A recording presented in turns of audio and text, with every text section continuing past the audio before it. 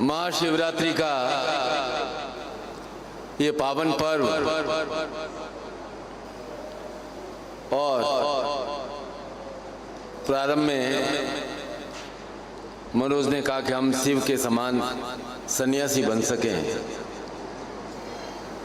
कोई आया है क्या सन्यासी बनने? है? वाइफ को तो साथ लेके आए हैं? सबको सन्यासी बना देना क्या? शिव जैसा सन्यासी बना देना है। चलिए, शिवरात्रि का पावन महोत्सव और हम सब उपस्थित हैं भगवान त्र्यंबकेश्वर की पावन नगरी में, जहां शिव स्वयं ब्रह्मा, विष्णु और महेश के रूप में, ज्योतिर्लिंग के रूप में विराजमान हैं और सदैव अपने भक्तों पर कृपा बरसाते हैं। इसलिए शिवरात्रि केवल एक उत्सव नहीं है, एक पर्व भी नहीं है, यह तो कालखंड का एक ऐसा अद्भुत समय है जिस समय हम भगवान शिव की पूजा, आराधना, साधना, तपस्या, अभिषेक कर विशेष विधि से संपन्न करते हैं और हमारे जीवन के ये 2 दिन भगवान त्र्यंबकेश्वर को समर्पित हैं, क्योंकि वे देवादिदेव महादेव हैं। वे ही उत्पत्ति, सृजन और संहार करते हैं और संसार को निरंतर और निरंतर गतिशील रखते हैं। कल से थोड़ी तबीयत ठीक नहीं थी, लेकिन पंडाल में जैसे ही पहुंचा तबीयत एकदम ठीक हो गई। ये आपकी शुभकामना है, भाव है, आपके द्वारा बोले गए मनी मन शुभकामनाओं के भाव हैं। कोशिश करता हूं कि ये पर्व हैं विभिन्न विभिन्न तीर्थ स्थानों पर आयोजित हों। इसका ये कारण है कि प्रत्येक तीर्थ स्थान हमारा 150-500 साल पुराना नहीं है, हजारों साल से वह तीर्थ स्थान विराजमान है। और सोचो, एक विचार करो कि लाखों हजारों साल से कितने ही लोग आए और उन्होंने इस स्थान पर, तीर्थ स्थानों पर वंदना की, पूजा की, और उनकी पूजा और वंदना से वह तीर्थ स्थान अपने आप में चैतन्य हो जाते हैं और ऊर्जा से ओतप्रोत हो जाते हैं। तो इस साधनात्मक पर्व में आवश्यकता है कि हम अपने मन को पुनः स्वच्छ और निर्मल करें और अपने भीतर शिव और शक्ति के प्रसाद को, उनके आशीर्वाद को गतिशील करें। और शिवरात्रि पर्व का अर्थ ही मूल रूप से है कि बुझे हुए मन को पुनः आह्लाद से, रस से भरना है। यह शिवरात्रि के पीछे मूल भाव है कि हम हमारी मन की दुख, पीड़ा, दैन्यता को हटाकर उसमें हम शिव अर्थात शिवत्व का भाव और शक्ति के भाव को हम भर सकें। ऐसा है, ज्योत से ज्योत जलती है,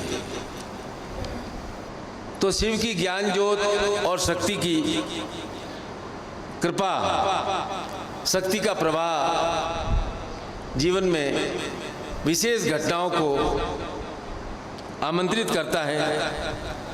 मैं यही आशीर्वाद देता हूँ कि इस क्षेत्र में आया हुआ प्रत्येक साधक प्रसन्नता को अपने हृदय में अभिषेक करे, आनंद को अपने हृदय में अभिषेक करे। केवल जल से शिव का अभिषेक नहीं करे, अपने हृदय में आनंद का अभिषेक करे।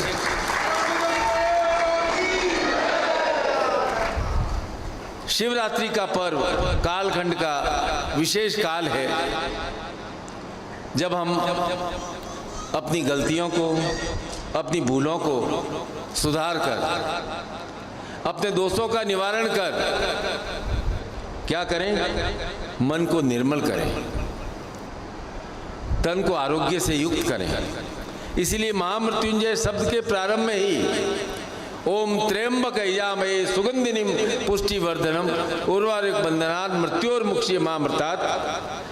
त्र्यंबक मंत्र से ही शिव की आराधना अर्थात महामृत्युंजय मंत्र का पहला अक्षर, पहला शब्द ही त्र्यंबक है, क्योंकि जहाँ शिव है वहाँ सुगंधि है, जहाँ शिव है वहाँ पुष्टि है, जहाँ शिव है वहाँ आनंद है, जहाँ शिव है वहाँ रस है।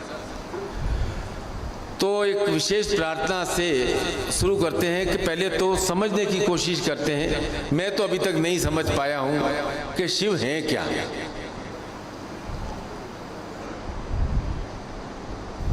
तो क्या हम वापस सूखे के सूखे चले आएंगे? योगी महात्मा सिद्ध जन ज्ञानी जन शिव का भी पूर्ण वर्णन नहीं कर सके कि आखिर शिव क्या है। तो एक लेखक ने बड़े ही सुंदर शब्दों में शिव के द्वारा शिव अपने आप के बारे में क्या कहते हैं उसको कहा है। आप बहुत ध्यान से सुनना। शिव कह रहे हैं कि मैं शिव हूँ, मैं शिव हूँ, मैं शिव हूँ, मैं विभस्त हूँ, मैं विभोर हूँ, मैं समाधि में चूर हूँ, मैं शिव हूँ, मैं शिव हूँ, मैं शिव हूँ। घनघोर अंधेरा ओढ़कर मैं जनजीवन से दूर हूँ, शमशान में हूँ नाचता, मैं मृत्यु का गरूर हूँ, जिसे मृत्यु भी हरा नहीं सकती। मैं शिव हूँ, मैं शिव हूँ, मैं शिव हूँ। साम दाम तुम ही रखो, साम दाम तुम ही रखो, मैं दंड में संपूर्ण हूँ, मैं शिव हूँ, मैं शिव हूँ, मैं शिव हूँ। चीर आया चरम को, कि कोई लिमिट ही नहीं है। चीर आया चरम को, मार आया मैं को। मैं नहीं, मैं भय नहीं, मैं शिव हूँ, मैं शिव हूँ, मैं शिव हूँ। जो तू सिर्फ सोचता केवल मैं वो नहीं हूँ, केवल वो मैं नहीं, मैं शिव हूँ, मैं शिव हूँ, मैं शिव हूँ। मैं काल का कपाल हूँ, मैं मूल की चिंगार हूँ, मैं मग्न हूँ, मैं चिरमग्न हूँ, मैं एकांत में भी उजाड़ हूँ, मैं शिव हूँ, मैं शिव हूँ, मैं शिव हूँ। शिव कहते मैं आग हूँ, मैं राख हूँ, मैं पवित्र रोष हूँ, मैं पंख हूँ, मैं श्वास हूँ, मैं ही हाड़ मांस हूँ, मैं ही आदि और अनंत हूँ, मैं ही आदि और अनंत हूँ, मैं शिव हूँ, मैं शिव हूँ, मैं शिव। मुझ में कोई छल नहीं। शिव कहते मुझ में कोई छल नहीं और तेरा कोई कल नहीं। मौत के गर्भ में, मौत के गर्भ में जिंदगी के पास हूं। अंधकार का आकार हूं। अंधकार का कोई आकार नहीं होता है। आपको कहा जाए अंधकार कितना लंबा चौड़ा है, आपको कि अंधकार का आकार। शिव कहते मैं अंधकार का आकार हूं, प्रकाश का प्रकार हूं, मैं शिव हूं, मैं शिव हूं। मैं कल नहीं, मैं कल नहीं, मैं काल हूं। वैकुंठ या पैताल नहीं, मैं ही मोक्ष का सार हूँ। मैं पवित्र रोष हूँ, मैं ही तो अघोर हूँ, मैं ही तो अघोर हूँ, मैं शिव हूँ, मैं शिव हूँ। ये है हमारे शिव, जिनके पास साम दाम नहीं है। ऐसे कर दिया, वैसे कर दिया, वे तो दंड रखते हैं, समाधि में मस्त हैं, आदि और अनंत हैं। वे काल नहीं, महाकाल हैं। वे न वैकुंठ में विराजते हैं न पाताल में विराजते हैं। वे ही मोक्ष का सार है, मुक्ति का सार है। और शिव कहते हैं मैं को भी मार आया हूं। जो शिव मैं को भी मार आए हैं, उन शिव के श्री चरणों में नमन है। और हम ज्योतिर्लिंग स्थान में बैठे हैं। ज्योतिर्लिंग का क्या अर्थ है? शिव और शक्ति का मिलन। ज्योति अर्थात शक्ति, लिंग अर्थात प्रतीक। और जब शिव शक्ति को धारण करते हैं तो शक्ति ऊर्जा के रूप में गतिशील हो जाती है। वह लिंग के साथ मिलकर ज्योतिर्लिंग बन जाती है। तो हमारे जीवन में भी दो भाव निरंतर चलते रहते हैं। हर समय दो भावों में हमारा मन डोलता रहता है। इस दो भाव को कहते हैं दुविधा। अब दुविधा से दू हटा दो तो क्या बचेगा? विधा। विधा का अर्थ क्या है? विधा का अर्थ है ज्ञान, विधा का अर्थ है चेतना, विधा का अर्थ है एकाग्रता। देखो भाई, जहां दुविधा है वहां क्लेश है। और कोई आपस में क्लेश नहीं चाहता है, कलह नहीं चाहता है, न युद्ध चाहता है, न व्यर्थ का संघर्ष चाहता है। हम चाहते हैं हमारे जीवन में समन्वय रहे, हमारे जीवन में प्रेम रहे। और आप सब शिव को चाहते हैं, शिव से प्रेम करते हैं, क्योंकि शिव का अर्थ है विश्राम, शिव का अर्थ है प्रसन्नता, शिव का अर्थ है अपने आप में मग्न। लेकिन आप ही कहोगे क्या होता है गुरुजी, चाहने से सब कुछ थोड़ी हो जाता है। जीवन में समस्याएं भी है, बाधाएं भी है। तो आप लोग क्या करते हो? बुद्धि को लगाते हो और सोचते हो पहले मैं बाधाओं को हरा दूं, उसके बाद मैं विश्राम करूंगा। तो क्या किया आपने? विश्राम को कल के लिए टाल दिया और संघर्ष को ले लिया आज के लिए। आपको गुरुजी ऐसी तो सोच होनी चाहिए हमारी कि आज संघर्ष करते हैं, संघर्ष पूर्ण हो जाएगा, कल विश्राम करेंगे। यदि हम युद्ध नहीं करेंगे तो विजय प्राप्त कैसे करेंगे? हम सुरक्षित कैसे करेंगे? न हम सुरक्षित रहेंगे, न हमारे देव सुरक्षित रहेंगे। शौर्य दिखाने के समय हम शांत कैसे रहें? ऐसा है कि आप संघर्ष को पूर्ण रूप से देख नहीं रहे हो।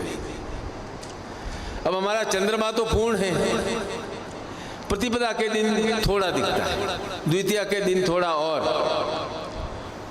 और पूर्णिमा के दिन संपूर्ण रूप से दिखाई देता है।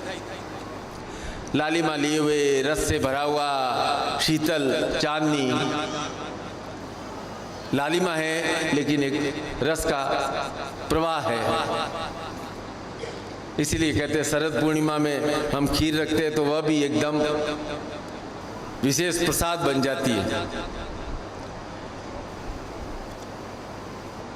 तो भाई, आपका लक्ष्य बाधाओं से लड़ना है, ये लक्ष्य बहुत छोटा है। आपको प्रतिपदा का चंद्र नहीं बनना है, आपको पूर्णमद पूर्णमिदम के भाव से पूर्णिमा का चंद्र बनना है। इसलिए त्र्यंबकेश्वर ज्योतिर्लिंग में शिवरात्रि में मैंने नहीं बुलाया है आपको, शिव और शक्ति ने ही आपको बुलाया है कि मेरा शिष्य कुछ विश्राम कर सके, कुछ समझ सके।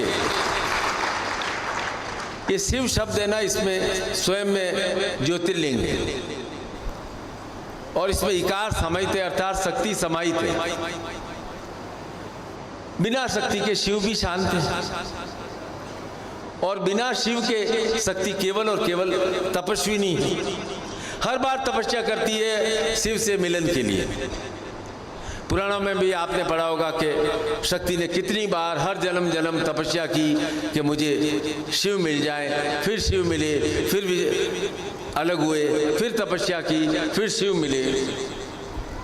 आप भी तपस्या करते हैं। दिन और रात तपस्या करते हो, दिन रात मेहनत में लगे हुए हो। किस लिए लगे हुए हो? आपको भी चाहिए शिव।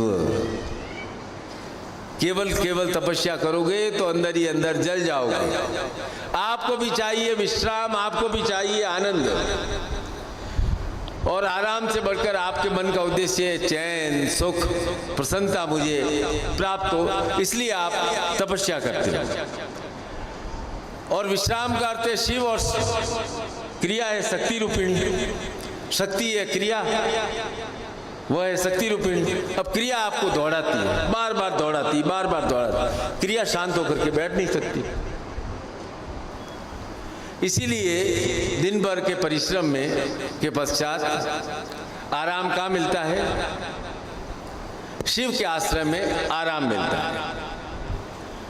इसलिए शिव का पूजा काल भी संध्या काल रखा गया है। शिव अभिषेक भी संध्या काल में रखा गया है। इसलिए नहीं कि उस समय शिव और शक्ति की शादी हुई थी इसलिए संध्या काल में अभिषेक किया जाए। संध्या काल में अभिषेक का अर्थ यह है कि भाई दिन भर बहुत भाग दौड़ कर ली, बहुत तपस्या कर ली, अब हमारा शिव से मिलन का समय आ गया है। हमें विश्राम चाहिए, हमें आनंद चाहिए, हमें नींद चाहिए, हमें प्रसन्नता चाहिए। इसलिए सायंकालीन सत्र में ही, सायंकाल के समय ही शिव अभिषेक संपन्न किया जाता है।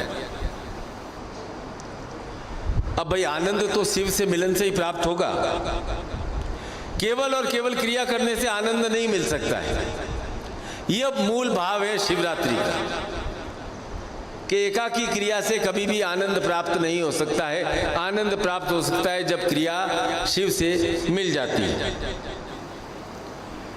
अब आप में से कोई नौकरी करता है, कोई व्यापार करता है, किस लिए करते हो भाई? घर बार चलाने के लिए दिन भर दौड़ते हो। कई लोग तो कहते मैं दिन रात दौड़ता हूँ। रात को कोई दौड़ नहीं सकता। शिव का काल है, शिव के काल में विश्राम ही है, रात को दौड़ नहीं सकते। और विश्राम का अर्थ है, तो इसका मतलब है कि शक्ति एक ऐसी नौका है जो तुम्हें क्रिया से पार विश्राम की ओर ले जाती है। मैं दूसरी बार कह रहा हूं, विश्राम का अर्थ है मन में आनंद, चित्त में शांति, प्रेम, दया, करुणता, नम्रता। यह है शिव भाव। और शिव का अर्थ है ज्योतिर्लिंग। और आपके पास भी जो ज्योतिर्लिंग है, लिंग है, जो भी आपका पारस शिवलिंग है, वह भी एक प्रकार से ज्योतिर्लिंग है, क्योंकि निरंतर और निरंतर अभिषेक के द्वारा उसे आपने चैतन्य किया है और आप स्वयं उसे चैतन्य करते हैं। आज तो आप साक्षात ज्योतिर्लिंग बैठे। कितने ज्योतिर्लिंग हैं? 12। और हमारे शिव हैं महाकाल। महाकाल का अर्थ है काल से ऊपर। काल अर्थात समय, समय से भी ऊपर। और समय तो अनवरत चलता रहता है। हमने हमारी सुविधा के लिए जनवरी, फरवरी, मार्च, अप्रैल, मई, जून, जुलाई, अगस्त, सितंबर, दिसंबर, चैत, वैशाख, जेठ, आषाढ़, श्रावण, भाद्रपद, आश्विन, कार्तिक, माघशीर, पौष मास, फाल्गुन में बांट दिया। अब आप बताओ कि हमारी समस्याओं की उम्र कितनी है?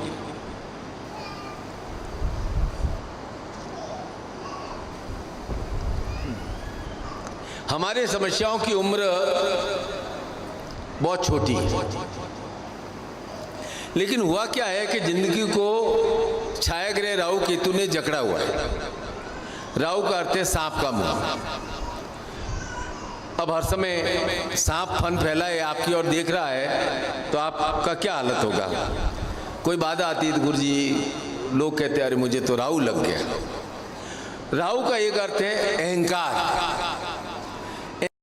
यदि आपको राहु लग गया है, इसका मतलब है आप भयंकर अहंकार से ग्रसित हो गए हो। और केतु है उस सांप की पूंछ, उसने आपको लपेटा हुआ है। और केतु प्रतीक है मृत्यु का। मृत्यु डरावनी बिल्कुल नहीं है, क्योंकि मालूम ही नहीं है कब आएगी। लेकिन जो निरंतर मृत्यु भय से ग्रस्त व्यक्ति रहता है, वह डरा हुआ सदैव सदैव भयभीत रहता है। हर समय सोचता है क्या मालूम कल का क्या भरोसा, मुझे मृत्यु आ जाएगी। फिर धीरे धीरे वो वहमी हो जाता है। ईमानदारी से बोलना, कोरोना में आप दिन में कितनी बार वो ऑक्सीमीटर देखते थे? हैं? थोड़ा भी कुछ ऐसा होता था, खट और ये कितनी है 95 हो गई है, फिर देखते नहीं है, थोड़ा हिलते डुलते थे, फिर वापस देखते हैं 96 97 है, ठीक है, ऑक्सीजन लेवल तो ठीक है। भय था, वो भय है, हो सकता है मेरे को कोरोना हो गया, आ गया कोरोना। भय आपको डराता रहता है। एक तरफ सांप मुंह खोले खड़ा है, लगता है डस जाएगा, जीवन समाप्त हो जाएगा। तो इसलिए हर व्यक्ति क्या है कि इस भय से, अहंकार से और मृत्यु डर से ग्रसित है। कुंडली में योग हो या नहीं हो, सही बनी हुई या गलत बनी हुई हो, यह मैं नहीं कहता, लेकिन व्यर्थ का अहंकार, बाधाओं का डर और मृत्यु भय, यह हर समय सताता रहता है। उसकी एक जकड़न है, ऐसी जकड़न होती है कि आपके सारे तप, आपकी सारी क्रिया को छिन्न भिन्न कर देता है, नष्ट कर देता है। अब वो ज्योतिष लोग कहते हैं कि राहु ऐसा ग्रह है कि जिस भाव में बैठ जाता है, जिस ग्रह के साथ बैठ जाता है, उसके गुणों का भी राहु हरण कर लेता है। और राहु के सामने बैठा है केतु। तो राहु चाहे बुद्ध के साथ बैठा है, बुद्ध का कार्य बुद्धि देना, तो राहु बुद्धि का हरण कर लेता है। और उसके सामने केतु, बुद्धि का हरण इधर। शुक्र है क्रिया का, राहु बैठ गया शुक्र के साथ, आपकी क्रिया का हनन हो गया। तो इन 12 महीनों के चक्कर में आपने अपनी बाधाओं को अनंत कर लिया है, अनंत कर लिया है। शिष्य आते हैं मेरे पास मिलने, मैं पूछता हूं कि कब से बाधा चल रही है? बोले बहुत टाइम से चल रही है। मैं समझ जाता हूं ये काल की गणना भूल गया है, ये महीनों के हिसाब से सोच रहा है। बोला मुझे दिन भर परेशान करती है, बस सिर्फ रात को 4-6 घंटे नींद आती है, तब मैं बाधाओं के बारे में भूल जाता हूँ, उठता हूँ और वापस बाधाओं के बारे में ही सोचने लग जाता हूँ। जब आपने सोच लिया कि बाधाओं की उम्र सालों साल है, बाधाएं तो कभी खत्म नहीं होंगी, तो क्या किया आपने? अपने पूरे 12 महीनों को उनसे लपेट दिया है, राहु केतु के जाल में लपेट दिया है। जबकि काल तो अनंत है, निरंतर चलता रहता है। बस मनुष्य ने मनमानी कर दी कि उसको 12 हिस्सों में बांट दिया। इसीलिए वो सोचने वाला है ना, वो ऊपर बैठा, वो बहुत ऊंचा सोचता है। इसलिए उन्होंने कहा मनुष्य ने आगे आएगा, मनुष्य कालखंड को ज्योतिषियों ने बांटा है, चाहे उस समय के हमारे वैज्ञानिक जो भी थे गणना करने वाले, तो उन्होंने कहा कि शिव जी ने भी घोषणा की, मैं भी 12 जगहों पर ज्योतिर्लिंग के रूप में प्रकट होऊंगा। जिस महीने जिसको जो बाधा है, जहाँ जरूरत है वो आ जाए, मैं उसके 12 महीनों के 12 ज्योतिर्लिंग के रूप में उसकी बाधाओं का नाश कर लूँगा। इसलिए 12 ज्योतिर्लिंग है, क्योंकि भगवान शिव चाहते हैं कि मेरे शिव के भक्त में जीवन में रसदार रहे। और हम परिश्रम किस लिए करते हैं? कि हमारे जीवन में सुख शांति, अंधकार समाप्त हो, प्रकाश ज्योत का, ज्ञान ज्योत का उजाला फैले। अब जहाँ जहाँ ज्योति है वहाँ वहाँ शक्ति का वास है। चाहे ये लाइट जल रही है, चाहे ये क्या कूलर चल रहा है, कैमरा चल रहा है, म्यूजिक चल रहा है, माइक चल रहा है। अब लेकिन रस चाहिए, बिना रस के शिव नहीं आएंगे। और रस को नापने का एक भगवान शिव ने एक पैमाना बना दिया कि कोई व्यक्ति अपने जीवन में कितना रस से युक्त है, उसका एक सुंदर सा पैमाना बना दिया है। वह पैमाना है आपकी हंसी, आपकी मुस्कुराहट। सबसे निर्मल छवि शिशु की होती है, खुल करके खिलखिलाता हुआ हंसता है। आप बार बार बच्चों को साथ लेके आते हो, गुरुजी बैठे, चुप चुप बैठ जा, चुप बैठ जा, गुरुजी बैठे, हंसना नहीं, हंसना नहीं। शिशु की निर्मल हंसी होती है, वो तो हंसता है, खिलखिलाता है। तो भाई ब्रह्म कहीं और स्थित नहीं है, ब्रह्म है आपकी हंसी में, आपकी खिलखिलाहट में स्थित है। आप ढूंढते हैं ब्रह्म को कहीं और, कि ब्रह्म तो वहाँ है, ब्रह्म लोक में ब्रह्म विराजमान होंगे। ब्रह्म है आपके भीतर, और ब्रह्म प्रकट होते हैं आपकी हंसी के द्वारा, आपकी मुस्कुराहट के द्वारा, आपकी खिलखिलाहट के द्वारा।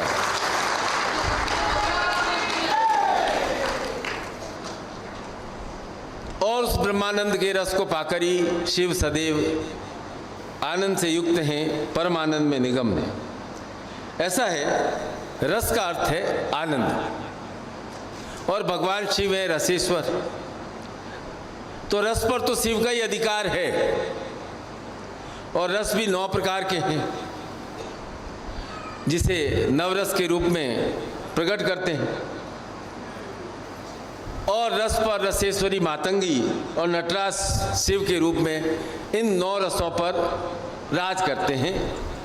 ये 9 रस हैं: श्रृंगार रस, रौद्र रस, वीर रस, विभत्स रस, हास्य रस, करुणा रस, अद्भुत रस, भयानक रस और शांत रस।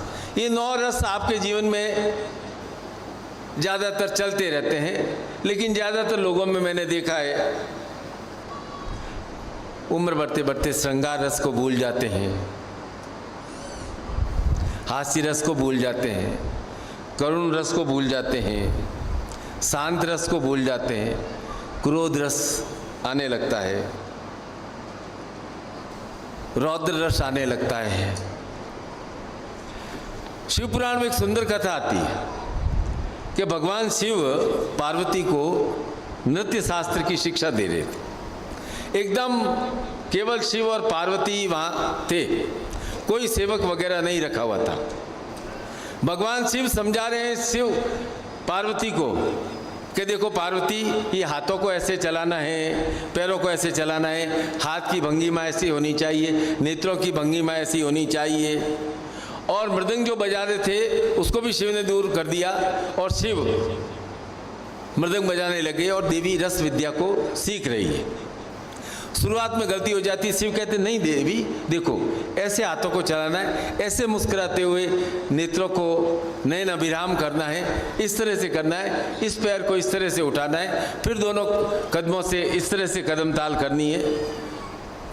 शिव स्वयं अभिनय करके बताते हैं, और साथ ही शिव पक बम पक बम पक बम पक, आपने देखा होगा डमरू बजता है ना तो आवाज़ निकलती पक बम पक, तो शिव स्वयं अपने मुख से आवाज़ कर रहे हैं। कभी कभी देवी का लय ताल छूट जाता है, तो शिव वापस उस सुरत अपने पगबम के ताल को बदल देते हैं। अब आप सोचो कि शिव क्यों सिखा रहे हैं देवी को नृत्य और रस। उस नृत्य को कहते हैं लास्य नृत्य, आनंद नृत्य। ऐसा है कि शक्ति है ना, वह है तपस्वी। उसने बरसों बरसों बरसों बरसों तप किया, अन्न भोजन सब त्याग दिया, तब देवी को शिव प्राप्त हुए। तो देवी को आनंद भाव शिव से एकाकार होने पर ही प्राप्त हुआ। और शिव है रसो वेश, शिव रस की पूर्णता है। इसलिए कहा जाता है कि जो शिव का हो जाता है वो आनंद मग्न हो जाता है, उसे किसी बात की फिक्र नहीं होती। वो हर बार में सोचता है कि शिव है ना मेरे साथ।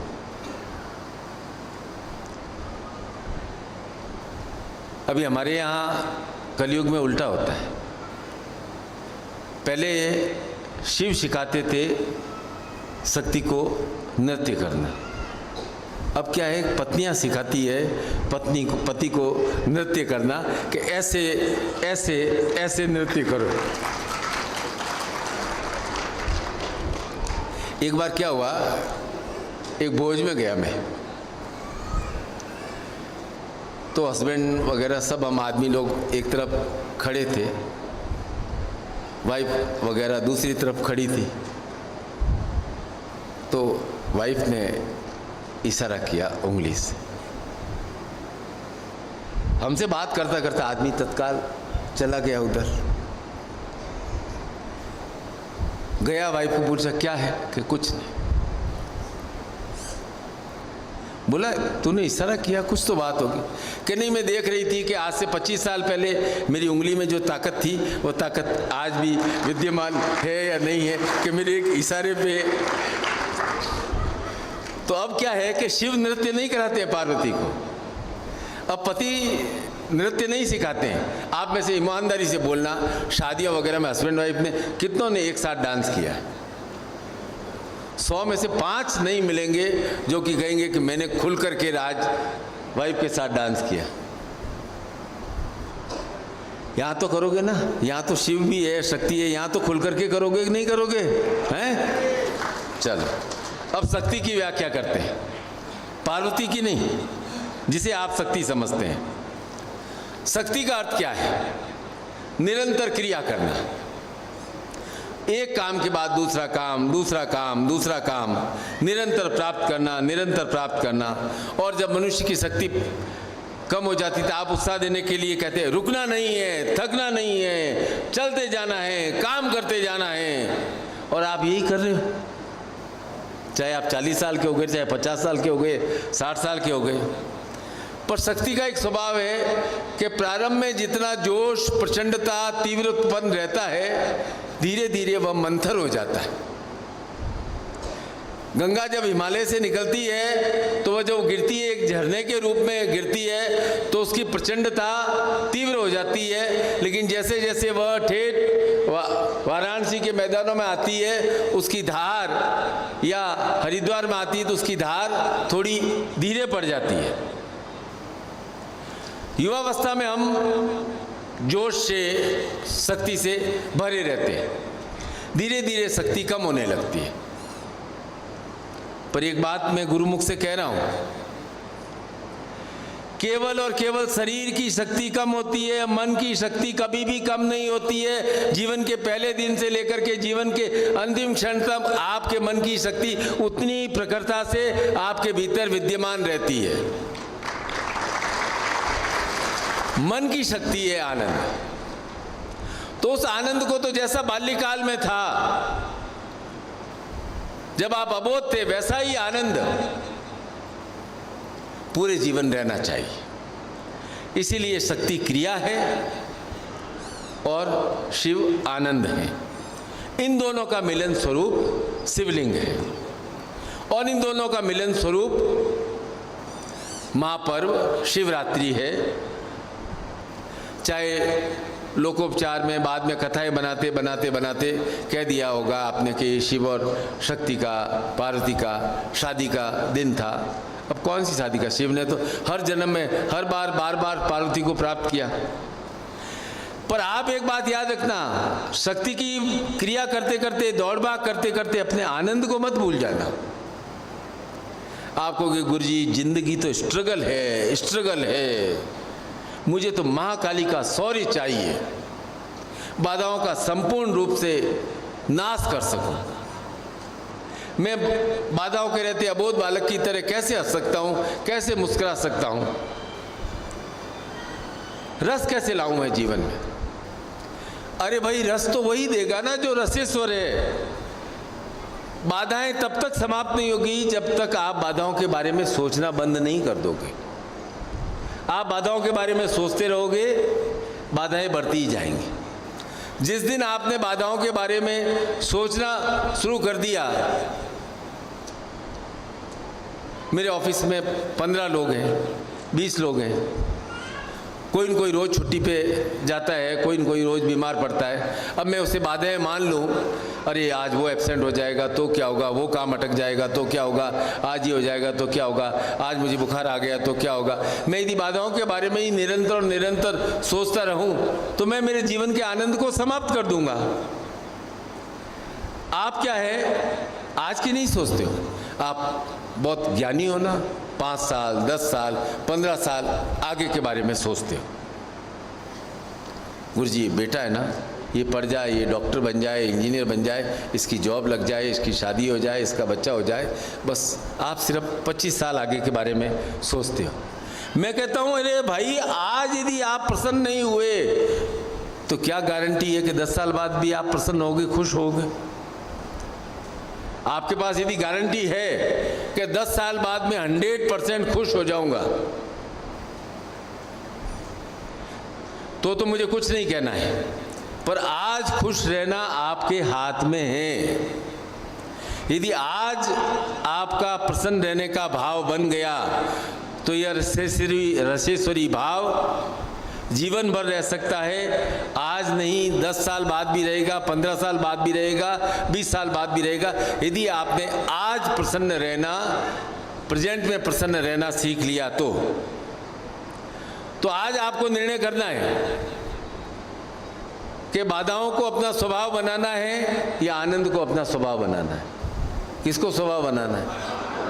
पक्का, निश्चित। दुर्गा सप्तशती में प्रसंग आया है कि भाई युद्ध के समय आद्या शक्ति ने महाकाली को बुलाया, क्योंकि रक्त बीज का एक बूंद गिरती थी, नया राक्षस उत्पन्न हो जाता था। महाकाली आई और कहा कि रक्त की बूंद जमीन पर गिरे नहीं और अपनी जीवा से वह रक्तपान कर ले। आपके जीवन में रक्त बीज कैसे उत्पन्न होते हैं? क्योंकि आप बाधाओं के बारे में चिंता ही करते रहते हो। जैसे ही चिंता करते हो उसी रूप में एक नई समस्या और उत्पन्न हो जाती है। समस्या का मूल कारण क्या है? आपके द्वारा पहले वाली बाधा का चिंतन करने से, चिंता करने से। आप चाहते हो महाकाली का शौर्य, आप चाहते हो कि गुरु से शक्ति प्राप्त हो, गुरु शक्तिपात भी करते हैं, लेकिन साथ साथ आप चिंता भी करते रहते हो। शक्तिपात भी प्राप्त करते हो, शक्ति भी प्राप्त करते हो और चिंता भी प्राप्त करते हो। दोनों तो साथ नहीं चल सकता है ना। ये चिंता ही आपके शौर्य को कमजोर कर देती है। आपके शौर्य को और कोई कमजोर नहीं करता है, आपकी क्रिया को और कोई कमजोर नहीं करता है। आपकी क्रिया को, आपकी शक्ति को, आपकी व्यर्थ की चिंता, अगले महीने क्या होगा, 5 साल बाद क्या होगा, 7 साल बाद क्या होगा, वह सोचते हो। तो आज संकल्प लेना है कि मुझे चिंता नहीं करनी है, मुझे चिंतन करना है, मुझे विचार करना है। मुझे केवल चिंता नहीं करनी है, चिंतन करना है, विचार करना है। चिंता क्या है? आपकी सोच को क्षय की तरह आपके जीवन के रस को सोखने लगती है। चिंता को आपने स्वभाव बना लिया। चिंता करते करते पीढ़ियां बीत गई। 50-50 बीमारियों को आपने अपने शरीर में स्थान दे दिया। फिर आप कहते हो गुरुजी मैं महामृत्युंजय का जप करता हूँ, ओम त्र्यंबकम यामहे सुगंधिनीम पुष्टिवर्धनम उर्वारुक बंधनान मृत्योर्मुक्षीय महामृतात्। एक मंत्र का जप किया और फिर एक चिंता का जप किया, फिर एक मंत्र का जप किया और एक चिंता का जप किया। तो मूल रूप से आप आनंद का, सुगंधि का, पुष्टि का जप कर रहे हो या चिंता का जप कर रहे हो?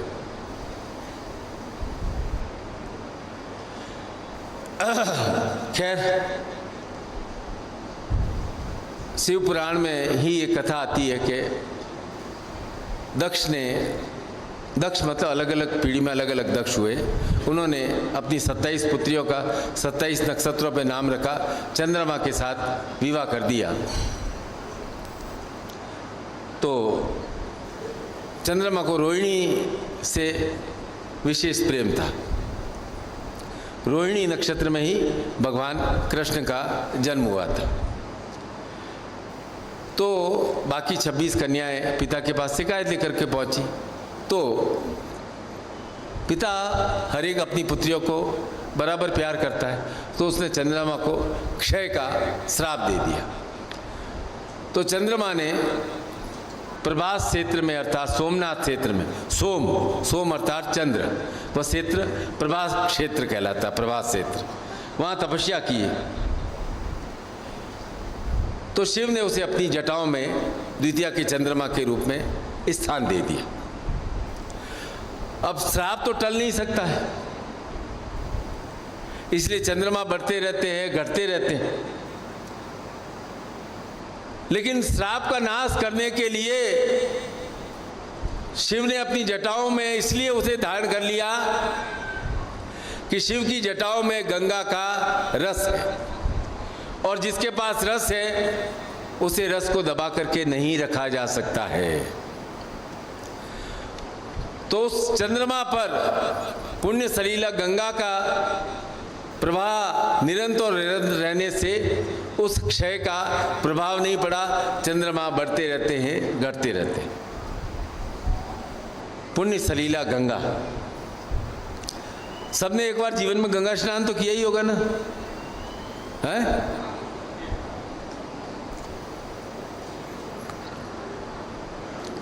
एक बार क्या हुआ कि कुंभ स्नान चल रहा था, तो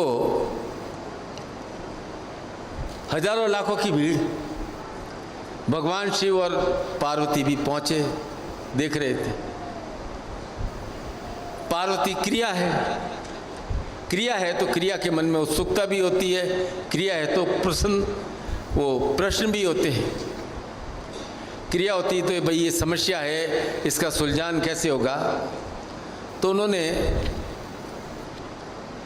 शिव जी से पूछा कि इतने लोग ये आपके जटाओं से बह रही गंगा में स्नान करने क्यों आते हैं? शिव ने कहा, पार्वती, स्नान करने इसलिए आते हैं कि जो कुंभ के समय में स्नान करते हैं उन्हें स्वर्ग की, मृत्यु के बाद स्वर्ग की प्राप्ति होती है।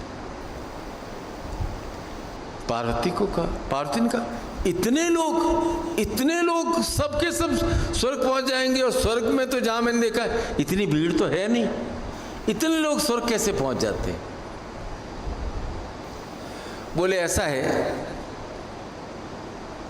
तन की स्नान करने तो सब आते हैं, मन को पवित्र करने बहुत कम लोग आते हैं। जो मन से गंगा का स्नान करते हैं, मन की गंगा में स्नान करते हैं, मन से करते हैं, उन्हें गंगा स्नान का पुण्य फल अवश्य प्राप्त होता है। तो बोले कोई गेट तो बनाया हुआ है नहीं कि इस गेट से गए ये मन से स्नान करने जा रहा है, ये गेट से गए ये तन से स्नान करने जा रहा है, कोई तो मेथड होना चाहिए। तो बोले शिव ने फिर कहा कि तुम मेरी बात मान जाओ। बोले नहीं, क्रिया है, शक्ति को तो प्रत्यक्ष प्रमाण चाहिए। तो बोला ठीक है, एक क्रिया करते हैं। शिव बन गए एकदम बीमार वृद्ध, और पार्वती को और अधिक सुंदर बना दिया और रास्ते के किनारे लेट गए। लोग आते, बेमेल जोड़ी को देखते, पति एकदम वृद्ध दुबका हुआ, कंबल ओढ़े हुए लेटा हुआ है, पार्वती अति सुंदर। बेमेल जोड़ी को देख करके लोग रुक जाते। बोले क्या बात है? कुछ नहीं भैया जी, पति की इच्छा थी, गंगा स्नान करना है, कुंभ के समय ही करना है, इसलिए कैसे कैसे ले करके आ गई हो। अब लोग हैं, छोड़ना इसको, चल हमारे साथ, हम तुझे गंगा स्नान कराते हैं। अब दुनिया है, दुनिया का तो कुछ कह नहीं सकते हैं। कोई लोग देखते क्या जोड़ी बनाई है, ऐसे बूढ़ा आदमी और ऐसे ऐसे लोग आते देखते, दिन भर ये मेला चलता रहा। शाम को एक आदमी आया, उसने कहा क्या बात है? बोले वही कथा वापस कि बूढ़े पति है, इन्हें स्नान करने की इच्छा थी, इसलिए लेके आई हूँ। उसने कहा चलो मेरे पास कुछ खाना है, पहले खाना खा लेते, फिर सहारा दिया और कहा चलो इनको स्नान कराने ले जाते हैं। फिर पार्वती को प्रणाम करके बोला कि धन्य है देवी, आप जैसी ही नारी इस धरती का स्तंभ है, आप ही हैं जो अपना धर्म निभा रही है। हो गई बात पूरी। शिव जी ने पार्वती और कहा समझ में आ गया कौन तन से स्नान करने आता है, कौन मन से स्नान करने आता है। तो हजारों में से कोई ही गंगा स्नान करने मन से पहुंचता है, बाकी गंगा को अंजलि देते करते मेरे ये दोस्त समाप्त हो जाएं, ये दोस्त हो जाए, ये गंगा मैया पाप कर देना, मेरे लड़के को नौकरी लगा देना, मेरा ये कर देना, मेरी खेती बढ़ा देना, मेरा व्यापार बढ़ा देना, और मैं डुबकी लगा रहा हूँ। डुबकी लगाई, वो गंगा स्नान कर लिया और घर आकर के 1000 लोगों का खाना कर दिया। हम गंगा स्नान करके आए हैं और बहुत गंगा स्नान करने आए। कुंभ के समय भयंकर ठंड चल रही थी, लेकिन तो भाई जिसके मन में प्रेम रस की धारा है, समझो शिव रस की धारा है। आप क्या है, शौर्य प्राप्त करना चाहते हो, शौर्य सब प्राप्त करना चाहते हो ना, हैं? ऐसा बस दीवार को मुक्का मार दो, दीवार के अंदर छेद कर दो। मेरे अंदर हनुमान जैसा शौर्य होना चाहिए, ऐसा बल होना चाहिए। शौर्य किस में है, युद्ध करने में है या मर्यादा अनुसार आचरण करने में? मुझे ये बात बताओ। क्या है कि शौर्य को बहुत बड़ा चढ़ा के बताया गया है, लेकिन लड़ाई झगड़ा करना निखिल शिष्य की प्रवृत्ति नहीं है। अपने शौर्य भाव को बार बार प्रकट करना निखिल शिष्य की प्रवृत्ति नहीं हो सकती है। हो सकता है कभी आपको लगे कि बाधाएं भारी है और लड़कर विजय प्राप्त नहीं कर सकते हैं, तो उस समय जो शक्ति आपको चाहिए उसका नाम है युक्ति। केवल शौर्य से काम नहीं चलेगा, क्योंकि लड़ाई हमेशा दिमाग से लड़ी जाती है, हाथ पैरों से लड़ाई नहीं लड़ी जाती है। आपने समझ लिया शौर्य का अर्थ है क्रोध। मैं क्रोध करूंगा, शौर्यवान कहलाऊंगा। मेरी आवाज जोर से जाएगी, सामने वाला दब जाएगा।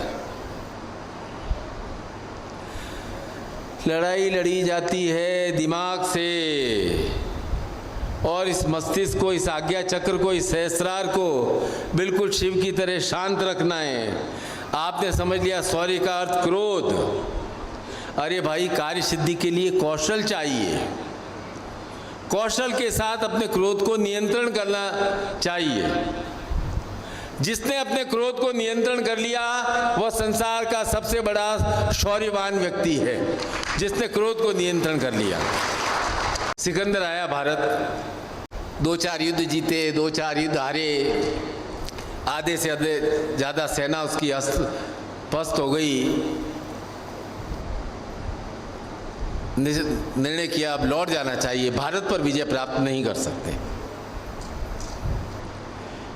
क्योंकि सिकंदर को इतना ज्ञान हो गया था कि यहाँ के जो भी राजा हैं वे अपने गुरुओं की सीख पर चलते हैं। इस कारण मैं उन्हें कभी पराजित नहीं कर सकता हूँ। समझदार तो था, उसने सोचा कि मैं जा रहा हूँ यूनान, वापस जा रहा हूँ, एक गुरु को ही उठा करके ले जाता हूँ। गुरु आगे के युद्ध में मेरे काम आएंगे। सैनिकों का जाओ जाओ जाओ, किसी गुरु को पकड़ करके लेके आओ। गए सैनिक, देखा एक जगह एक बाबा जी साधना तपस्या कर रहे हैं, धुनी रमा रहे हैं। सैनिकों ने कहा चलो, सिकंदर ने बुलाया है। उन्होंने, सन्यासी महाराज ने कहा, गुरु महाराज ने कहा, अरे भाई मैं जहाँ ठीक हूँ मैं वहाँ मस्त हूँ, मैं अपनी साधना में मस्त हूँ, मुझे कहीं आना जाना नहीं है। सैनिकों को बहुत गुस्सा आया। सिकंदर को जाकर के कहा, सिकंदर ने कहा नहीं, जबरदस्ती मत लाना, मैं जाता हूँ। गया गुरु महाराज के पास, बोला मैं सिकंदर हूँ, मुझे नाच सुनने की आदत नहीं है, चलो मेरे साथ, मैं तुम्हें यूनान ले जाऊंगा। गुरु महाराज ने कहा, सुनो सिकंदर, ये मेरा जीवन है, इसका फैसला मैं ही कर सकता हूँ। मुझे कहाँ जाना है और कहाँ नहीं जाना है, इसका निर्णय मैं ही लेता हूँ। यह है वास्तविक शौर्य। सिकंदर को और क्रोध आया। उसने बोला, साथ चलते हो या मौत को गले लगाओगे? तलवार निकाली। गुरु महाराज ने शांत भाव से कहा, मुझे मारना चाहते हो तो मार दो, लेकिन ये लोग कहते हैं ना सिकंदर महान हो, सिकंदर महान हो। तुम महान तो नहीं हो, क्योंकि तुम तो मेरे गुलाम के भी गुलाम हो। सिकंदर को और क्रोध है, ऐसा कैसे कह दिया? बोले, आपने ऐसा कैसे कह दिया कि मैं आपके गुलाम का भी गुलाम? कि मैंने सुन तो रखा था कि सबसे प्राचीन संस्कृति सनातन संस्कृति है, सारी ज्ञान विज्ञान का प्रसार भारत से ही हुआ है। आप फिर भी सोचा, उसने कहा पूछूं तो सही अर्थ कि क्या है गुलाम, कैसे? मुझे कहा गुलाम का गुलाम। बाबा जी ने कहा, मेरे पास सारी विद्याएं हैं सिकंदर, मैं चाहता हूं तुम्हें एक क्षण में भस्म भी कर सकता हूं, लेकिन मेरी विद्याएं व्यर्थ का प्रयोग लाने के लिए नहीं है। क्रोध मेरा सेवक है, और मैं जब तक नहीं चाहता तब तक क्रोध मेरे पास आता ही नहीं है। तुम क्रोध के गुलाम हो, क्रोध मेरा गुलाम है, इसलिए तुम मेरे गुलाम के भी गुलाम हो। तुम्हें तत्काल क्रोध आ जाता है। तुमने बहुत योद्धाओं को परास्त किया है, लेकिन क्रोध को परास्त नहीं कर सके हो, इसलिए तुम मेरे गुलाम के भी गुलाम हो। क्रोध करना तो बहुत सरल है। ये क्रोध करना, प्रतिद्वंद्विता करना, दूसरों से तुलना करना, सब आपके अंदर के रस को सुखा देते हैं। किसी से लड़ने के बाद आपको कैसा लगता है? अच्छा लगता है, बुरा लगता है? विचार करना। थोड़ी देर बाद, थोड़ा देर तो अच्छा लगेगा, लेकिन उसके बाद मन वास्तव में उदास हो जाता है कि यार मैंने अब मेरी एनर्जी ऐसे ही वेस्ट कर दी। तो मन का उदास होने का अर्थ है आपके मन का रस सूख रहा है। आप उदास इसलिए हो कि आपके मन का रस सूख रहा है, और आप बैठे हो शिव की नगरी में, त्र्यंबकेश्वर में, और रस के अधिष्ठाता हैं शिव। शिव ही केवल जीवन में रसधार प्रवाहित करते हैं। इसीलिए शक्ति भी हर समय रस रूपी रसेश्वर शिव से युक्त होने के लिए उनका ही वर्ण करती है। जहाँ जीवन में रस रहेगा वहाँ शक्ति अपने आप आ जाएगी, शक्ति आपका अपने आप वर्ण कर लेगी, क्योंकि आप भी शिव का ही स्वरूप है। शक्ति क्या है? तपस्या क्या है? क्रिया की पराकाष्ठा है तपस्या। आप जो भी कार्य करते हैं तीव्रता से करते हैं, वो तपस्या ही है। और हमारी प्रकृति भी निरंतर क्रियाशील है। ग्रीष्म ऋतु में शक्ति की, क्रिया की, प्रकृति की पराकाष्ठा होती है, तब हमारी प्रकृति भी तप्त होकर शिव के शरण में जाती है। तब श्रावण का महीना आता है, बरसात होती है, धरती पुनः रस से आप्लावित हो जाती है। शीत ऋतु में भी ऐसा ही होता है, पूरी सृष्टि सूखने लगती है, पत्ते भी झड़ने लग जाते हैं, तब फाल्गुन मास की त्रयोदशी को शिव और शक्ति का मिलन होता है और प्रकृति में पुनः रस प्रवाह होने लगता है, पत्ते पौधे पल्लवित होने लगते हैं। यह है शिव और शक्ति का संयोग। शिव है संतुलन, और प्रत्येक व्यक्ति संतुलन में ही प्रसन्न रह सकता है। शक्ति है असंतुलन। अब असंतुलन में भी आपको प्रसन्न रहना है।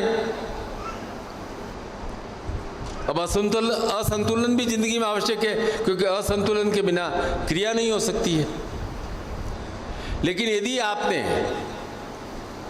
अपने जीवन में असंतुलन ही असंतुलन रखा, शिव को अपनी आत्मा से दूर कर दिया, तो आनंद को भूल गए, लोभ को, काम को, क्रोध को अपने जीवन में स्थान दे दिया, तो आनंद नहीं आएगा। क्योंकि लोभ का गड्ढा ऐसा है जो कितना भी डाल दो भरता ही नहीं है, भरता ही नहीं है। आदमी उससे बाहर निकल ही नहीं पाता है। पीढ़ियां बीत गई, भगवान समझाते समझाते थक गए, गुरु लोग समझाते समझाते थक गए। राजा भोज के दरबार में बड़े बड़े महाज्ञानी थे। तो राजा ने एक दिन प्रश्न पूछा कि ऐसा कौन सा कुआं है जो कभी भरता ही नहीं है।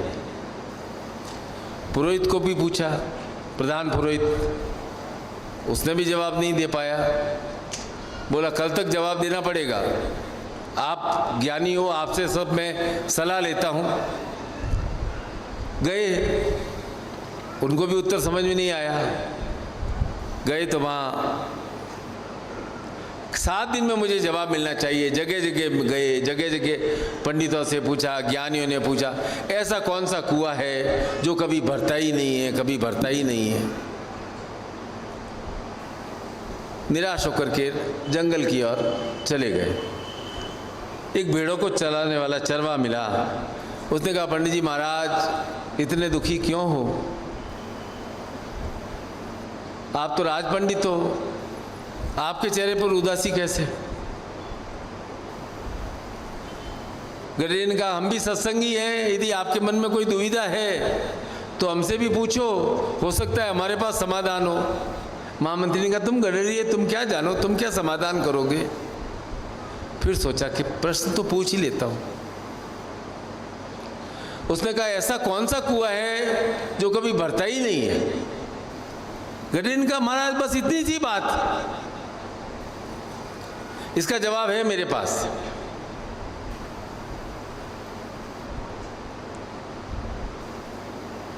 प्रश्न बता दिया कि भाई मेरे को तो राजा ने पूछा है। बोला, अरे मेरे पास पारस पत्थर है, मैं आपको पारस पत्थर प्रदान कर दूंगा।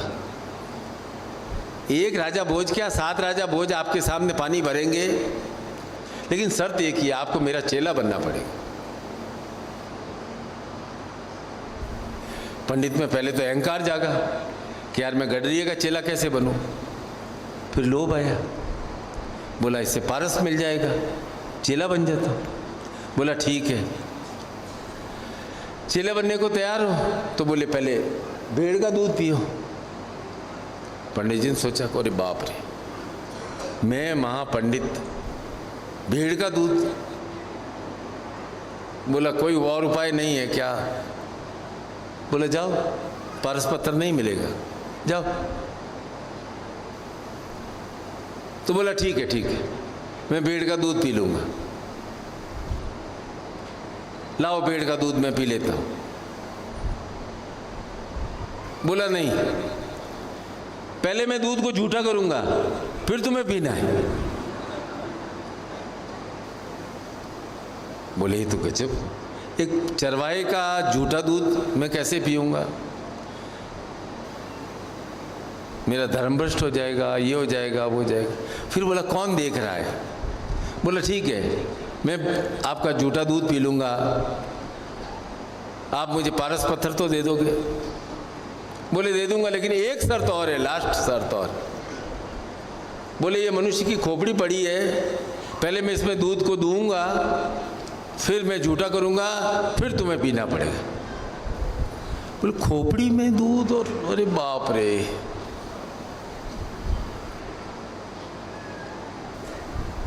बहुत देर सोचा, फिर बोला अच्छा पी लूंगा, लेकिन पारस पत्थर मुझे दे देना, नहीं तो मैं अब सोना ही सोना बनाना चाहता हूँ। और तो गडरिया ने कहा महाराज जी यही आपके प्रश्न का उत्तर है। ये लोभ का कुआं ऐसा है जिसमें कितना भी भरते रहो, कितना भी भरते रहो, आप जैसा महाज्ञानी खोपड़ी के अंदर मेरा झूठा दूध पीने के लिए लोभ के वश ही तो तैयार हो गया।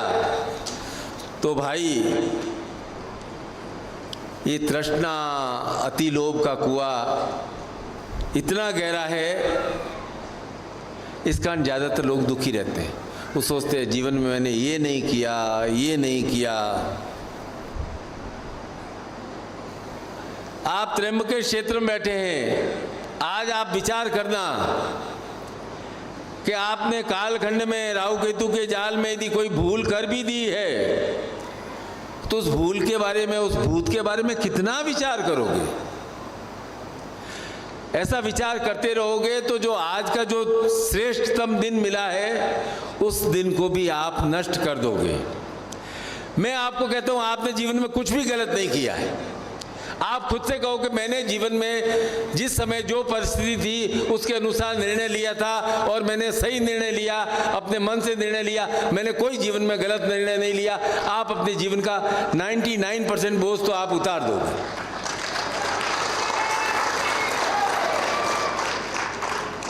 आपको संशय रहता है कि मुझे जीवन में आराम मिलेगा या नहीं मिलेगा, प्रसन्नता मिलेगी नहीं मिलेगी।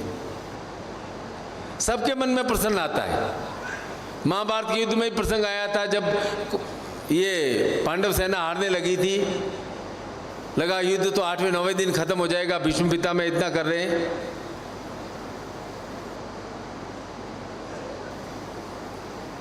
तो युधिष्ठिर ने एक ही वाक्य कहा, कोई चिंता नहीं, कल देखेंगे, कल देखेंगे।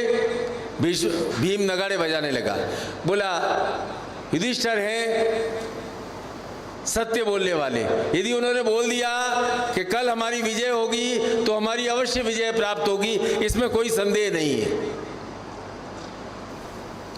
तो भाई जहाँ सत्य है आपने अपनी भूलों को पीछे छोड़ दिया है, हटा दिया है, उस भूत के बारे में सोचना छोड़ दिया है, तो आप आगे बढ़ गए हो, तब आप सत्य के मार्ग पर आगे बढ़ गए हो। जहाँ सत्य है वहाँ शिव है। अब वो कुआं एक लोभ का कुआं था, एक अज्ञात का भी कुआं होता है। अब उस अज्ञात के कुएं में क्या है? उस अज्ञात के कुएं में अर्थात भविष्य के कुएं में सब कुछ है, धन संपदा सुख। इसलिए मैं आपको बार बार कहता हूं कि प्रयत्ना सफला संतु मनोरथा, और कहता हूँ जिन खोजा तिन पाइया, गहरे पानी पैठ, मैं बपरा डरा रहा किनारे बैठ।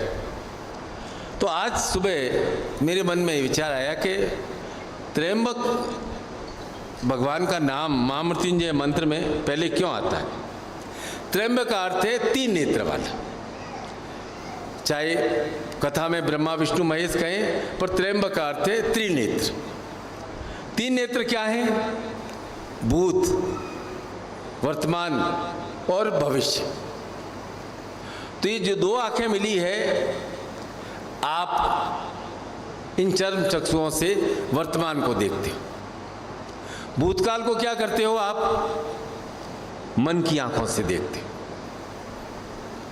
स्मृतियों के रूप में आपके मन में अंकित हो गया है, तो भूतकाल की घटनाओं को आप मन की आंखों से देखते हो। वो सीन वापस रिक्रिएट तो नहीं हो सकता है। अब भविष्य में कैसे पहुंचोगे? भविष्य में पहुंचने का मार्ग है आपका आज्ञा चक्र, और ये आज्ञा चक्र आपके दोनों भौहों के मध्य में, नेत्र के मध्य में तीसरा नेत्र स्थित है। भविष्य में क्या होगा इसके बारे में आपकी बहुत जिज्ञासा है। इसलिए आप बार बार ज्योतिषियों के सामने जन्मपत्री खोल देते हो, हर एक के सामने हाथ फैला देते हो कि मेरे हाथ की रेखाओं में क्या लिखा है, मेरा ग्रह कैसे काम करेगा, आगे क्या होगा, क्योंकि भविष्य के बारे में आपकी बहुत जिज्ञासा है।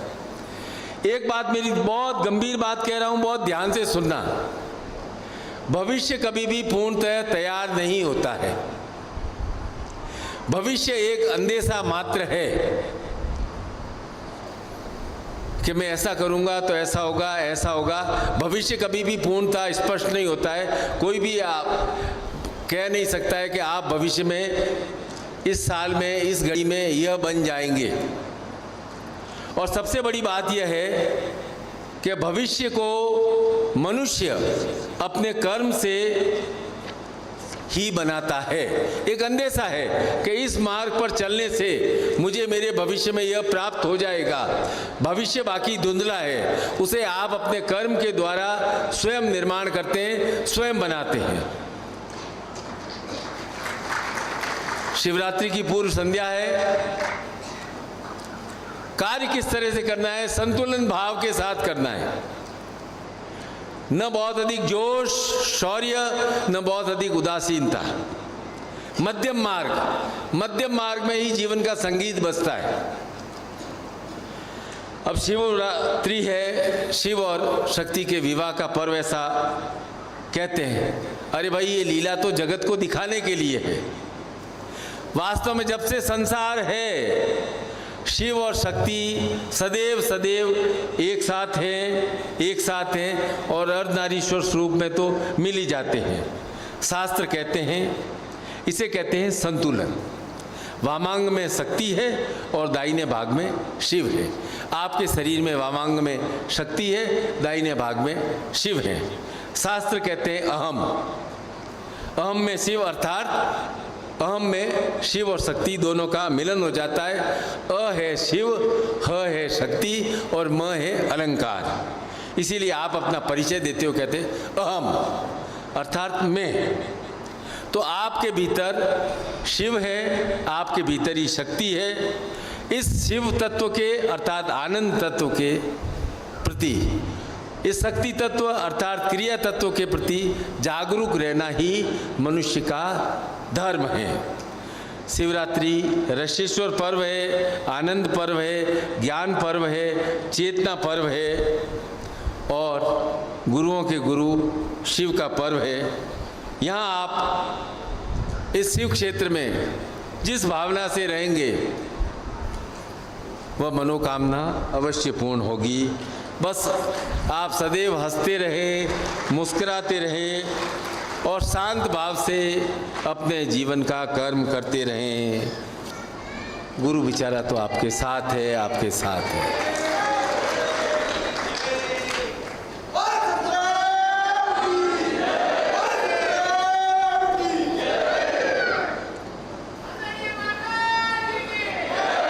कौन बोला था जोर से? अभी है?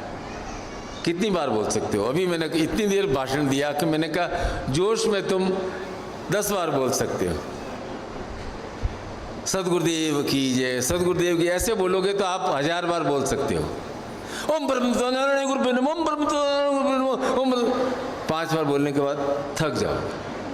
आनंद के साथ शिवोहम शिवोहम शिवोहम, सब काम आनंद के साथ करना है, मुस्कुराहट के साथ करना है। कोई रौद्र रूप नहीं दिखाना है, कोई क्रोध रूप नहीं दिखाना है। आनंद के साथ शिवरात्रि पर्व को मनाना है। आप सबको बहुत बहुत आशीर्वाद, बहुत बहुत। हजारों लोग सोचते हैं कि हमारे पास धन है, हम कभी भी 12 ज्योतिर्लिंग के दर्शन करके आ जाएंगे। हमें क्या है, हवाई जहाज से जाना है, गाड़ी से जाना है और हम 7 दिन में सब जगह जाकर आ जाएंगे। अभी तो बहुत काम है। और ऐसे करते करते उम्र बीत जाती है। हजारों हजारों में से कोई 2-4 ही, लाखों में 2-4 ही अपने जीवन में 12 ज्योतिर्लिंग और 4 धाम और बद्रीनाथ संपन्न कर पाते हैं। और आप में से कई लोगों ने यहाँ आए तो घुश्मेश्वर के भी दर्शन कर लिए और भीमाशंकर भी जाकर के आ गए,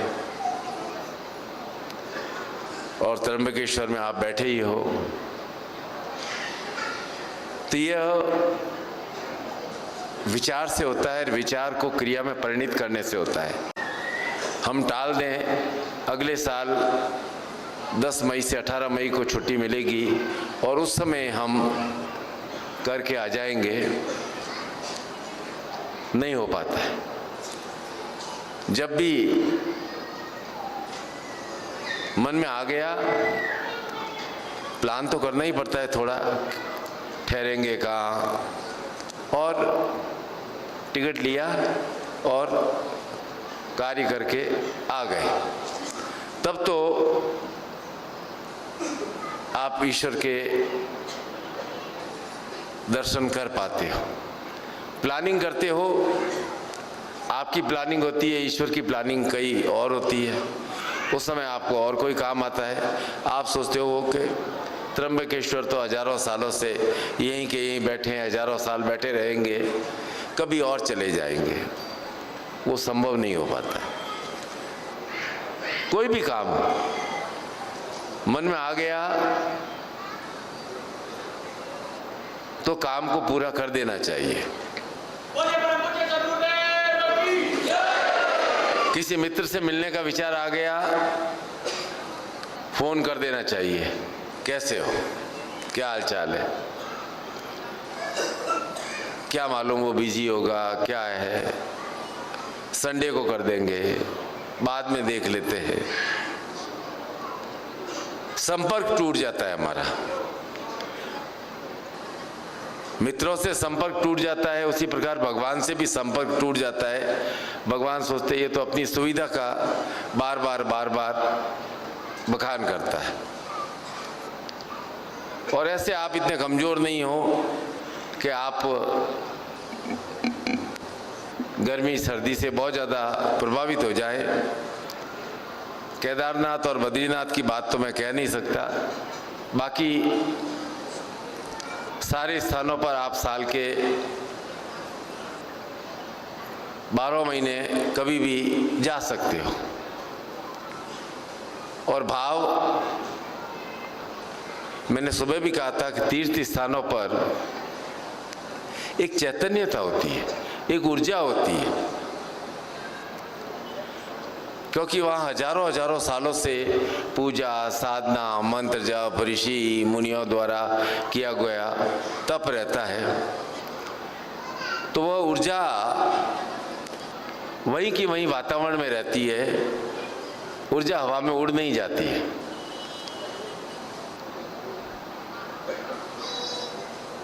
तो उस ऊर्जा को, ईश्वरीय ऊर्जा को अनुभव करने के लिए साधक को विशेष स्थानों पर अवश्य जाना चाहिए। भारतीय संस्कृति का भी मालूम पड़ता है, परिवेश का मालूम पड़ता है, लोगों के व्यवहार का मालूम पड़ता है, पर सब मिलाकर के हमारी सनातन संस्कृति ब्रह्मा विष्णु महेश राम कृष्ण दशावतार से जुड़ी है, इससे अलग कुछ नहीं। चाहे डीप साउथ हो, चाहे नॉर्थ में अपर मोस्ट स्थान हो, चाहे पूर्व में कामाख्या हो या द्वारका क्षेत्र में सोमनाथ हो या श्री कृष्ण धाम हो, ये हमारे आदि देव हैं। उन देवों का जब भाव भक्ति, उनका ज्ञान और उनकी चेतना हमारे भीतर आती है तो हमारा दृष्टिकोण शुद्ध हो जाता है, परिष्कृत हो जाता है और हम भगवान के स्थानों पर जाते हैं तो यही प्रार्थना करते हैं कि भगवान हमारे भूलों दोषों को क्षमा करना, माफ़ करना। कई गलतियां हुई है, क्योंकि वहाँ हम असत्य बोल नहीं सकते, मन से बोलते, और भगवान का अभयदान आशीर्वाद हमें प्राप्त होता है। दीक्षा प्रारंभ करने से पहले कि जीवन में सहयोग का क्या महत्व है, ये शिविर हो रहा है, तो हजारों हजारों लोगों ने सहयोग दिया है और दे रहे हैं।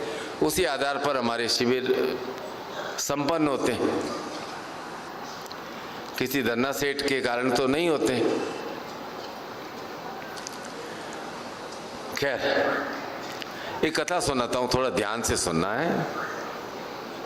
एक मास्टर जी थे, तो प्राइमरी स्कूल टीचर थे, तो उनकी पोस्टिंग कस्बे से दूर एक गांव में हो गई। गांव भी थोड़ा बियड़ सा था, बहुत 10 किलोमीटर उबड़ खाबड़ रास्ता, टूटी सड़क।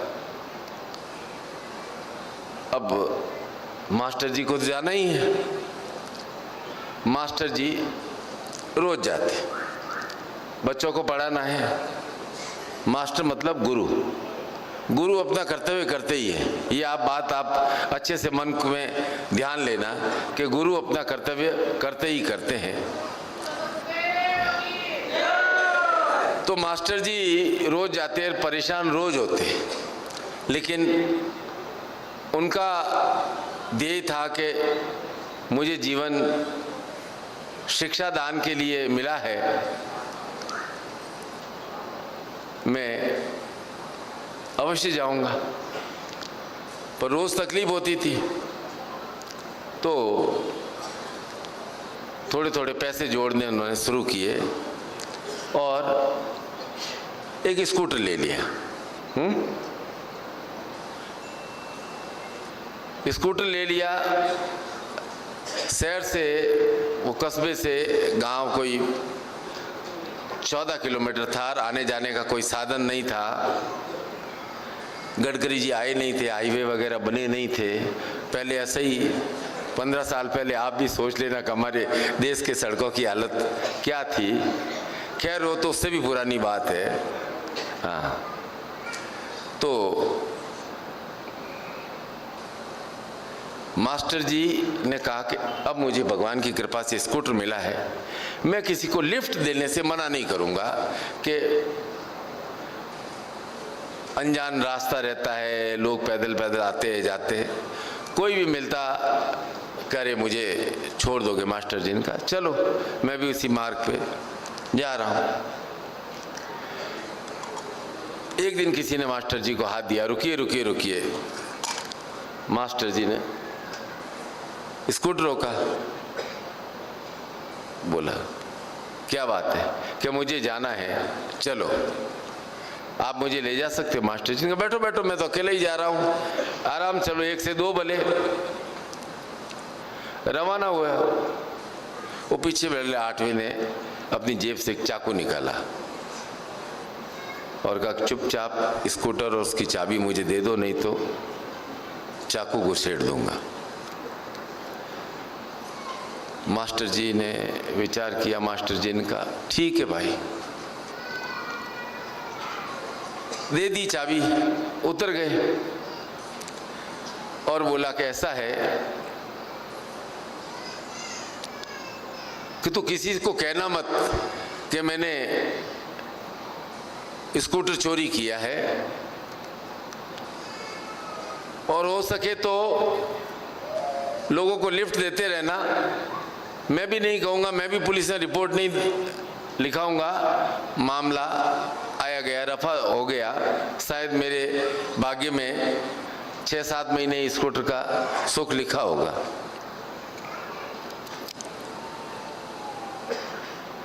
घर आए मास्टर जी बेचारे निराश होकर के बैठ गए। सुबह उठे अखबार लेने के लिए दरवाजा खोला घर का, देखा घर के बाहर चमचमाता हुआ वही उनका खुद का स्कूटर पड़ा। मास्टर जी को बड़ा आश्चर्य हुआ एकदम कि ये क्या बात हुई, एकदम घर के आगे स्कूटर खड़ा। ये ईश्वर, हे प्रभु तेरी लीला अपरंपार है, तेरी लीला अपरंपार है।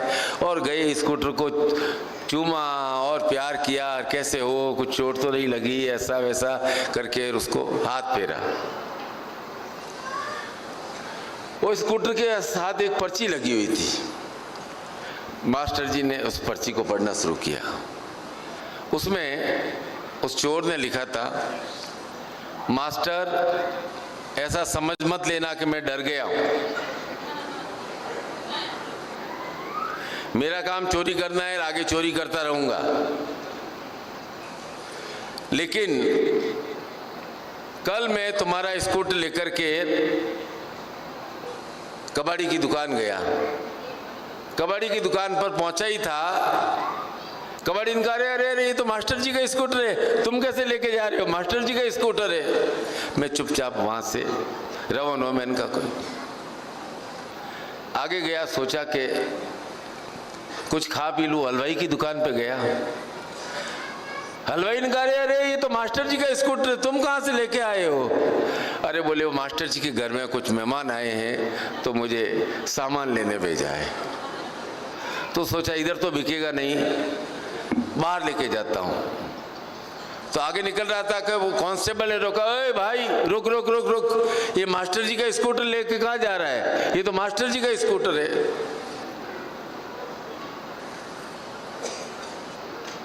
बोला, मैंने सोचा कि मास्टर जी का स्कूटर एक अमिताभ बच्चन है, सारे लोग इसको पहचानते हैं, मास्टर जी को नहीं पहचानते, मास्टर जी के स्कूटर को पहचानते हैं। मेरे अंदर तो इतनी हिम्मत नहीं है कि मैं आपका स्कूटर को चुरा सकूं या बेच सकूं। आप अपने स्कूटर को संभाल के रखिए, और मैंने जो गलती की है उसके लिए पेट्रोल की टंकी पुनः फुल भरा करके आपके घर के आगे छोड़ रहा हूं।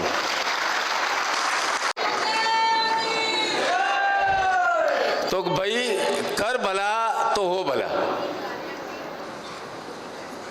इसीलिए मैं जब दीक्षा में आशीर्वाद देता हूं तो कहता हूं, मित्राणाम उदिस्थिता विघ्ना विनाश विनाशे प्रयत्ना सफला संतु, शत्रुणाम बुद्धि नाशो विघ्ना विनाश में नाशवाय शत्रु। कि आपके जीवन में बहुत सारे मित्रों का उदय हो।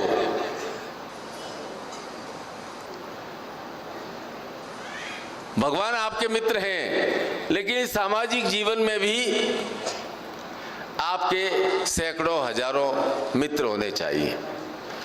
और मित्र जब बनते हैं जब आप भलाई का कोई कार्य करते रहते। ऐसा होना चाहिए कि आप शहर में कहीं भी निकले, हर मोहल्ले में 2, 4, 10 आपके जान पहचान वाले निकलने चाहिए, होने चाहिए, तभी संभव होता है। मतलब आप जिस शहर में रहते हो, मैं कहता हूं कि रात को 1 बजे आपकी गाड़ी खराब हो जाए, आपको उस मोहल्ले में एक जान पहचान वाला आपको नहीं मिलेगा, क्योंकि आपने जान पहचान बढ़ाई नहीं। आपने सोचा ऑफिस से घर, बीवी बच्चों में खुश, ये आपने अपनी दुनिया को धीरे धीरे इतना सिकोड़ लिया है। फिर कहता है, मनुष्य कहता है, मेरी जिंदगी में डिप्रेशन बहुत है, दुख बहुत है, वो मैं बहुत अकेला फील करता हूँ। अरे इस संसार में 140 करोड़ लोग तो हिंदुस्तान में, आपके शहर के अंदर 10-5 लाख लोग होंगे, उसमें 500 लोग तो आपको पहचानने चाहिए, 500 लोग आपको पहचानने चाहिए। जब ये मित्रता का भाव आता है, उस भाव को कहते हैं शिव भाव। शिव अर्थात सबका भला हो। वह शिव भाव आपको आनंद प्रदान कराता है। उस भाव के साथ आप अपना जीवन जीने का प्रयत्न करोगे तो आपको संतुष्टि प्राप्त होगी। कितना अच्छा लगता है कि आप कहीं अनजान जगह पे जा रहे हो और कोई आपको कहता है, अरे भैया कैसे, आप कैसे, कोई काम हो तो बताइए, मैं यहीं रहता हूं। ये तब होता है कि जब हम अपनी मित्रता का दायरा, जान पहचान तो आप किसी पद पे पहुंच जाओगे, आपकी जान पहचान बहुत हो जाएगा।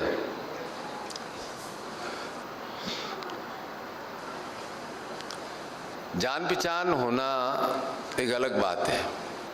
एक कहीं कथा पढ़ी थी, अभी टाइम है तो एक जगह एक पार्क में एक सीनियर आईएएस ऑफिसर थे, रिटायर हो गए, बेंच पर बैठे थे, बुन बना रहे थे। एक और वृद्ध आदमी उनके पास आकर के बैठे, बोले क्या बात है, इतने उदास क्यों बैठे हो? क्या उदासी की बात है, अब कोई पूछता ही नहीं है।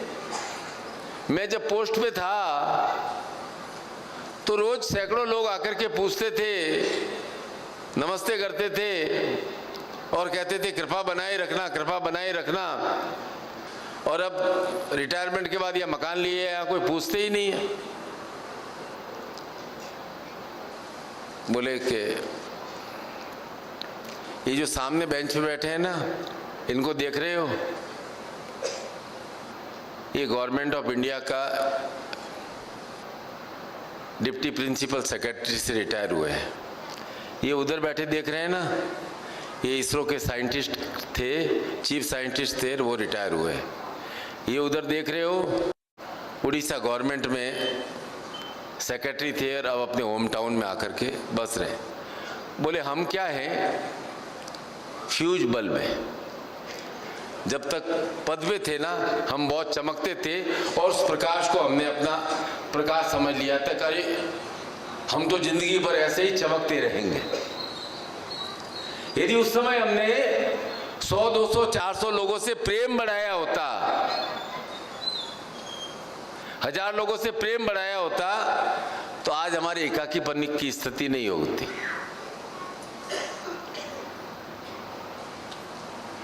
तो जो भाव स्कूल में आपका होता है कि खूब सारे मित्र हों, वही भाव कॉलेज में भी होना चाहिए, वही भाव नौकरी में भी होना चाहिए, वही भाव व्यापार में होना चाहिए, वही भाव रिटायरमेंट के बाद भी होना चाहिए। जब मित्रता का भाव रहता है तब आपको एक बड़ा सुकून मिलता है कि मैं किसी के काम आ रहा हूँ, कोई मेरे काम आ रहा है। यह सहयोग का भाव है, यह शिव भाव है। इस शिव भाव की स्थापना और कोई तो कर नहीं सकता है। कौन करेगा? आप खुद करोगे, और कोई करेगा? सहयोग देने की, लेने की प्रवृत्ति संसार में सब है। देने की जो प्रवृत्ति है वह शिव प्रवृत्ति, शिव भाव है। वह शिव भाव शाश्वत रूप में आपके भीतर स्थापित रहे, यही मैं आपको आशीर्वाद प्रदान करता हूँ। क्योंकि जब तक सर्वे भवन्तु सुखिनः, सर्वे सन्तु निरामया, सर्वे भद्राणि पश्यन्तु, माँ कश्चित् दुःख भाग् भवेत्, ये में नहीं आएगा। सर्वे भवन्तु सुखिनः, सब अपनी अपनी उन्नति करें, सब खुश रहें,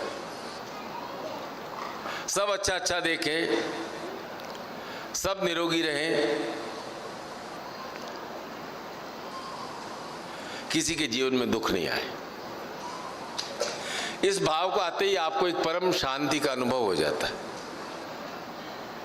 महालक्ष्मी, महाकाली और महासरस्वती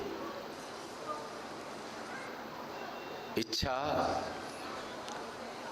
शौर्य और ज्ञान, तीनों भाव सदैव और सदैव हमारे जीवन में विद्यमान रहने चाहिए। कामना पूर्ति की अधिष्ठात्री है महालक्ष्मी, और कामना पूर्ति के लिए चाहिए शौर्य। शौर्य की अधिष्ठात्री महाकाली कहा गया है। और कामना और शौर्य के बीच में जो कड़ी है जिससे हमारे कार्य सिद्ध होते हैं, वह है महासरस्वती अर्थात ज्ञान। केवल ज्ञान है कामना इच्छा नहीं है और शौर्य नहीं है तो ज्ञान एकांगी है, अधूरा है। शौर्य है लेकिन ज्ञान नहीं है, इच्छा नहीं है तो भी जीवन अधूरा है। केवल इच्छाएं हैं, ज्ञान नहीं है और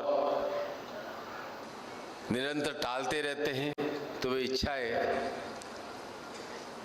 हमें निरंतर और निरंतर सताती रहती है। तो हर इच्छा को ज्ञान का और शौर्य का सहयोग चाहिए, संयोग चाहिए। इसीलिए हमारे शास्त्रों में निरंतर और निरंतर त्रिशक्ति का आह्वान किया गया है कि जीवन का कोई भी पक्ष अधूरा नहीं रह जाए। और यह जो ऐंग ह्रीं क्लीं चामुंडाय विच्चे महामंत्र है, यह भी एक प्रकार से त्रिशक्ति का ही मंत्र है। आनंद की नगरी में, महादेव की नगरी में आप विराजमान हैं, इसलिए आपका एक ही काम है विश्राम।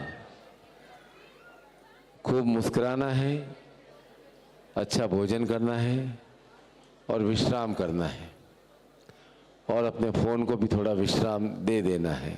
बस आनंद के साथ जो ये पल मिले हैं, इन पलों को प्रेम के साथ, आनंद के साथ जीना है और आनंद के साथ ही अपने मन का अभिषेक करना है। आपका मन सदैव हरा भरा ताज़ा रस से परिपूर्ण रहे, यही मेरा बारंबार आशीर्वाद है। बहुत बहुत आशीर्वाद।